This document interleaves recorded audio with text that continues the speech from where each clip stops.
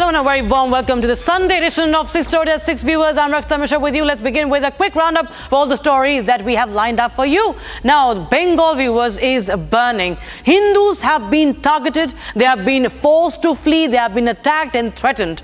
Republic brings you first and exclusive ground reports from these violence-hit areas. There are calls now for President's rule to be imposed in Bengal and also for AFSPA. Also, we'll get you how there is no end to provocation. Despite what is happening in several parts of the country, there is violence going on, but there's no end to the fear-mongering. Now, further protests have been now planned in Hyderabad. There's a row unfolding over Karnataka caste census data that has been leaked. We'll tell you about that. Also, we get you the latest on Indian Army's anti-terror operation in Jammu and Kashmir's Kishtwar district. And finally, we tell you how Hindus have been targeted not just in India but also in Nepal now on the occasion of Hanuman Jayanti. But now we first start with viewers the story from Bengal. Fresh anti-Waqf protests have gripped the streets of West Bengal.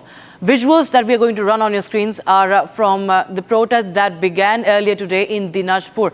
This comes after at least 150 people have been arrested in connection with the violence and mayhem in West Bengal's Murshidabad and Nadia districts. Now, this follows right after central security agencies, including the BSF and the CAPF, were deployed in the state on orders of the Calcutta High Court because Mamata Banerjee clearly could not handle the situation. She remains a mute spectator. Now, viewers, this comes as 3 people have already been killed in the violence because of anti-Waqf mobs who torched vehicles, vandalized homes, looted shops of Hindus in West Bengal. In fact, the state's BJP unit has said that over 400 Hindus have been forced out of their homes following the violence in West Bengal. Viewers, listen in.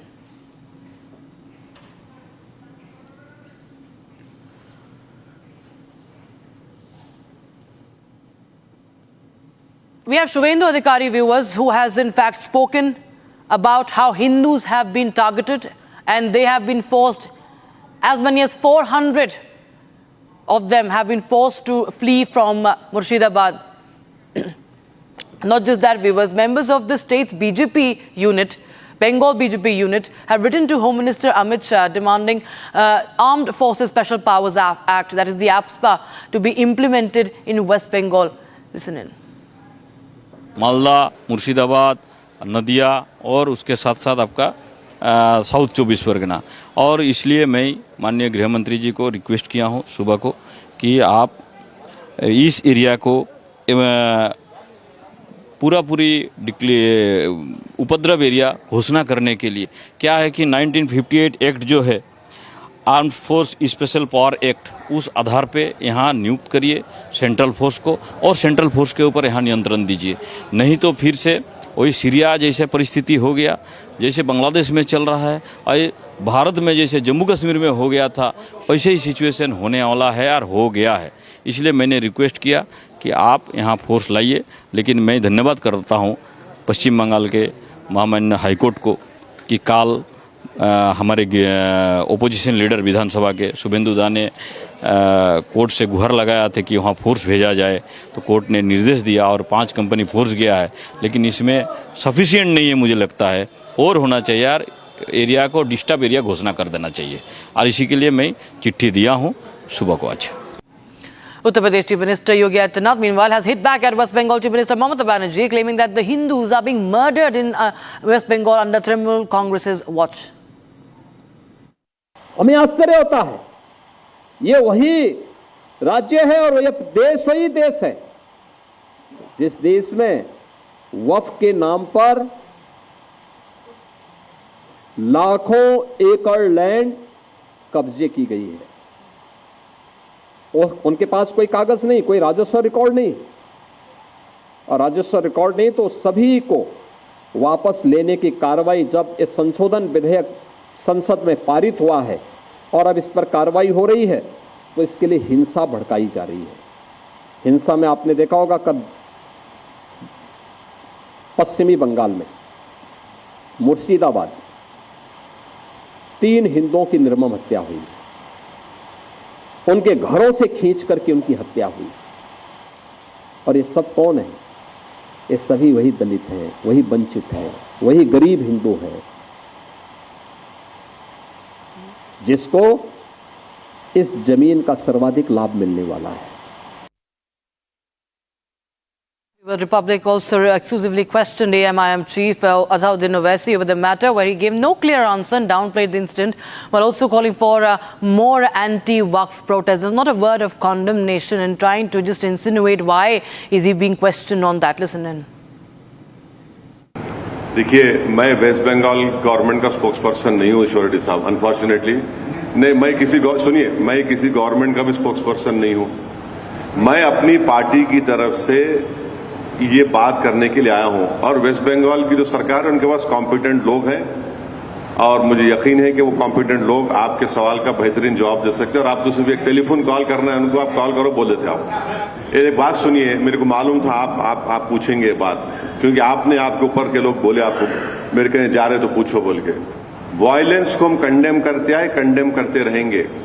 मैं अभी आपको बोला कि protest होना और peaceful होना, कि ये प्रोटेस्ट हिंसक हो रहा है, तो प्रोटेस्ट हो कहाँ रहा है ये तो बता दीजिए। हो कहाँ रहा है protest?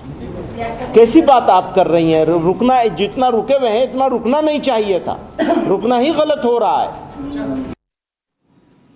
And viewers, on the other hand, we have the All India Muslim Personal Law Board that will be organizing a protest meeting against the Waqf Amendment Act in Hyderabad on the 19th of April. They say that it's going to be a protest meeting. So they're basically calling for more protests in the name of Waqf. Opposition, including the Congress, BRS and the YSRCP, will be sending its party representatives to take part in this meeting. But they continue to oppose the law of the land, that is the Waqf Amendment Act. As showdown over Waqf continues, today AIMIM chief Owaisi announced a protest meeting in Hyderabad against the Waqf law on April 19. The meeting will be held at AIMIM's headquarters under the leadership of AIM-PLB President Khalid Saifullah Rahmani. According to the Hyderabad MP, members of Muslim Personal Law Board from Telangana and Andhra Pradesh, along with other Muslim organizations from both the states, will be part of the meeting. Hyderabad Darussalam में 19 अप्रैल के दिन शाम में 7 बजे से 10 बजे तक all India Muslim personal law board की जानिब से वक्फ अमेंडमेंट बिल 2025 के खिलाफ एक प्रोटेस्ट मीटिंग, पब्लिक मीटिंग रखी जा रही है, और जिसकी सदारत all India Muslim personal law board के सदर मौलाना खालिद सैफुल्लाह रहमानी साहब करेंगे। While labeling the law as unconstitutional, Owaisi appealed to PM Modi for reconsidering the act. हम देश के प्रधानमंत्री से ये अपील कर रहे हैं कि आप इस पर गौर करिए। आप ये कानून सिर्फ भारत के संविधान के खिलाफ भी बना रहे हैं और अपनी आइडियोलॉजी को इस देश पर मुसल्लत कर रहे हैं। आपकी आइडियोलॉजी तो इंडियन नेशनलिज्म होनी चाहिए, आपकी आइडियोलॉजी तो संविधान होना चाहिए।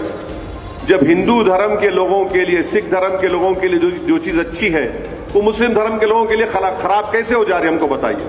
Jamiat Ulema Hind Chief Maulana Mahmood Madni went a step ahead, fear-mongering over the Waqf Act. ये प्रोटेस्ट हिंसक हो रहा है, तो प्रोटेस्ट हो कहाँ रहा है ये तो बता दीजिए। हो कहाँ रहा है प्रोटेस्ट? कैसी बात आप कर रही हैं? रुकना, जितना रुके हुए हैं इतना रुकना नहीं चाहिए था, रुकना ही गलत हो रहा है। The protest meeting comes after recently opposition along with AIM-PLB moved Supreme Court against the constitutional validity of the Waqf Amendment Act. After the Waqf Act was given nod by both the houses of the parliament, AIM-PLB even carried out nationwide protests. Following Owaisi's announcement, AIM-PLB gave invitation to Congress, BRS and YSRCP to participate in the meeting. While giving a nod to the invitation, Congress, BRS and YSRCP announced that they would send 3 party representatives for the protest against the Waqf Amendment Bill. With growing outrage over the Waqf law, stir over the Waqf issue continues. All right, viewers. Now, tensions have also erupted in Madhya Pradesh's Guna district now. Viewers, we will get to that story, but right now we're getting in inputs from Hyderabad, where anti-Waqf Act protests have also broken out. This is a Congress-led protest. The Congress Minority Morcha and the Telangana Waqf Board are holding the protests, and you can see that large gathering, calling it "Our Waqf, Our Right." And remember, viewers, the Waqf board has not been dissolved. It's just an amendment that has been made. And the fear-mongering is still continuing. You can see how the leaders have misled. They're misleading the people. They're misleading communities on that. Aneri joins us live on the broadcast from Hyderabad. Aneri, tell us more about this protest, please. Well, that's right, Rakshita. What we see is that amid the Waqf amendment bill, which was passed in the parliament just few days back, well, now we see that the Congress minority cell and the Telangana Waqf board had given a call for a protest against the Waqf amendment bill, where we saw that large number of people had gathered here in Hyderabad demanding that the Waqf bill should be rejected. And also, not only that, we see that the Congress member of parliament, Imran Masood, had also attended. He was the one who was leading this very protest, and also at the same time he continues to state that wherever there is Congress government, they will not be implementing the Waqf bill. And also at the same time he also urged the Congress government in the state of Telangana to pass a resolution in the assembly against the Waqf amendment bill. Whereas we also see that how on the other side there will be a protest public meeting that will be taking place on the 19th at the AIMIM headquarters, which will be led by the All India Muslim Personal Law Board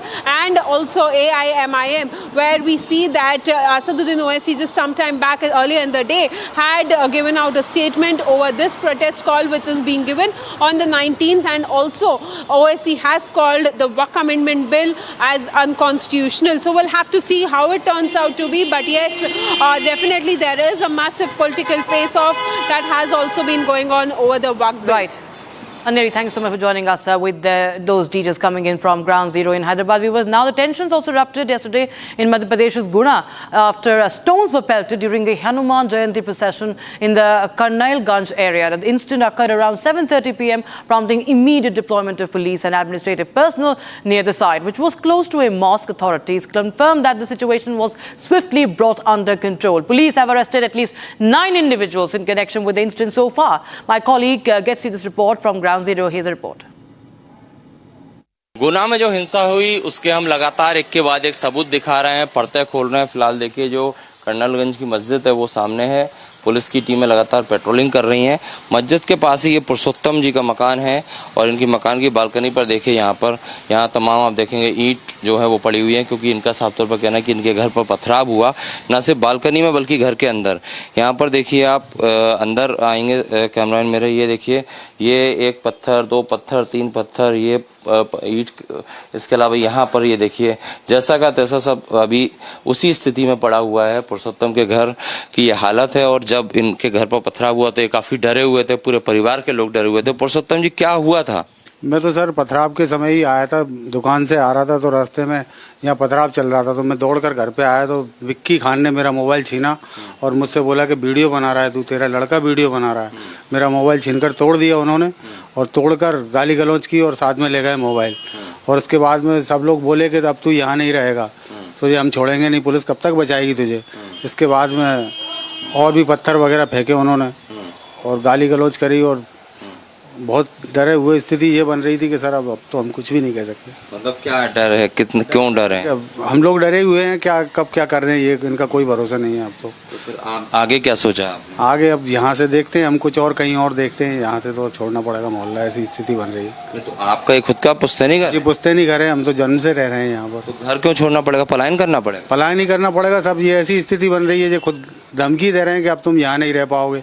आपकी गलती क्या थी? हमारी गलती ये थी कि मैं वहाँ से आया था, हम तो यहाँ खड़े थे देख रहे थे, बाहर आया तो मुझसे बोला कि आप वीडियो बना रहे हो। मैंने कहा वीडियो नहीं बना रहा। मेरे से मोबाइल छीना उन्होंने, मोबाइल छीन के तोड़ा, गाली गलौज करी, धक्का मुक्की करी और ऊपर पथराव करा। ये देख सकते हो आप पथराव की स्थिति।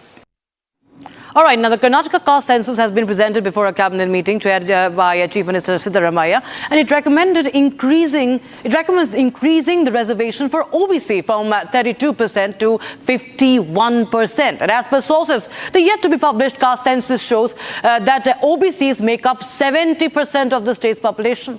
The data has triggered political debate and pushback from several caste groups. Now, viewers, of course, there is a row over it. Chief Minister Siddaramaiah has condemned this around the caste, the controversy erupting around the caste census by calling it a very fair and efficient process. Listen in. ವೈಜ್ಞಾನಿಕವಾಗಿ ಆಗಿಲ್ಲ ಹೆಂಗಪ್ಪ ವೈಜ್ಞಾನಿಕ ಅಂದ್ರೆ ಏನು ಏನ್ರಿ ಹಾಗಂದ್ರೆ ವೈಜ್ಞಾನಿಕ ಅಂದ್ರೆ ನಾನು ಹಿಂದುಳಿದ ಜಾತಿಯಿಂದ ಬಂದವನು ಸರ್ವೆ ಅಂದ್ರೆ ಏನು ಅಂತ ಈಗ 2011ರಲ್ಲಿ ಲಾಸ್ಟ್ ಸರ್ವೆ ಆಗಿತ್ತು ಅದು ಜಾತಿ ಗಣತಿ ಅಲ್ಲ ಅದು ಗಣತಿ ಸರ್ವೆ ಆಗಿತ್ತು ಜನಗಣತಿ ಆಗಿತ್ತು ಅಲ್ವಾ ಅದು 100ಕ್ಕೆ 100 ಆಗ್ಬಿಟ್ಟಿದ್ಯಾ Dr. Sudha Halkai, the BJP spokesperson from Karnataka unit, is joining us. Ms. Halkai, well, there is, of course, a lot of, interesting figures that have come out now as far as the caste census data that has been now discovered, or we call it the data that has been leaked. But there's a row over how 70% of the population has been found to be OBCs, and now there is a demand for 52% of OBC reservation. This is absolutely unconstitutional, and what I would like to say is Mr. Siddaramaiah is known to play his cards very well. Look at the timing when he wants to table these reports, because 2015 only Kantaraj Commission had given the reports, but he did not table it then. Why is he doing it now after Jaiprakash Hegde's intervention, and now they want to get back to it? See, there is a lot of infighting going on between D.K. Shivkumar and Mr. Siddaramaiah, that whether he is going to replace Mr. Siddaramaiah as the next chief minister.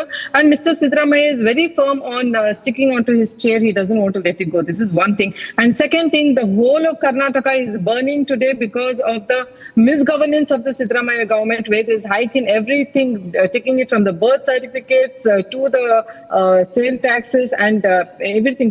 You name it, from A to Z. Everything they have hiked the charges to 2 to 3 times. So there is an agitation from not only from the BJP, from all the people of Karnataka today. And Mr. Siddaramaiah is known for his diversion tactics, especially the Congress. So whenever these issues come, they come up with those things which is not going to be implemented. They know, because Supreme Court is completely against this, and there is a 50% capping for the reservation from the Indira Swayag judgment also. So they know very well that this will not be accepted by the law of the land, and it absolutely against the Supreme Court judgment. So again, they want to intervene and come up with this, and they're doing diversion tactics, which is not really going to work out, I believe. Right, Ms. Halkai, thank you so much for joining us with your thoughts and your reaction on that story. Viewers, now we shift our focus to Jammu and Kashmir, where the anti-terror operations remain underway.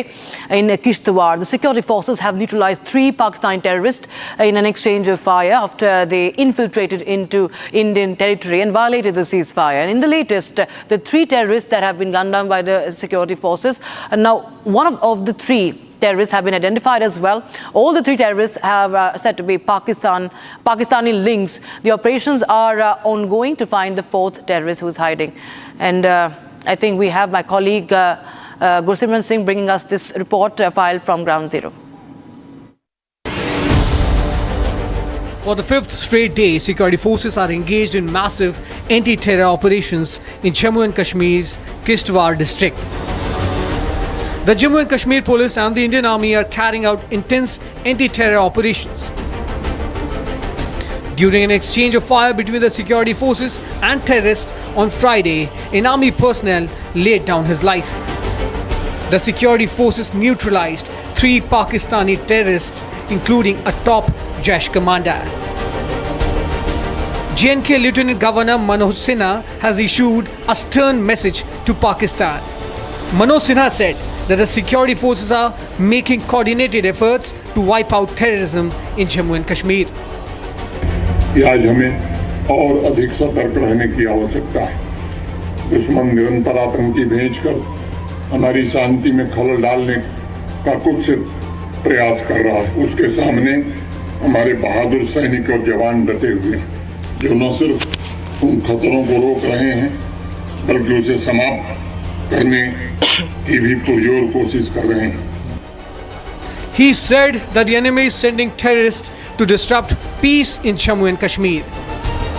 The Indian Army giving a befitting reply to Pakistanis who have nefarious plans against India. All right, my colleague Gursimran Singh joins us live on the broadcast now. Gursimran, tell us the latest that you're picking up. We are understanding that a lot of arms and ammunition have also been discovered, have been seized, and Pakistani link has also been ascertained. Yes, a huge cache of arms and ammunition has been recovered by the Jammu and Kashmir police along with the Indian Army in this operation in the Chatru area of Kishtwar. That includes the US-made M4 rifle along with the 2 AK series rifles and other ammunition. The Pakistani marking medicines and other equipments have been recovered by the security forces. Important to mention that today is the day 5 of the operation and the security forces are still searching for one remaining terrorist which they believe is still active in the area.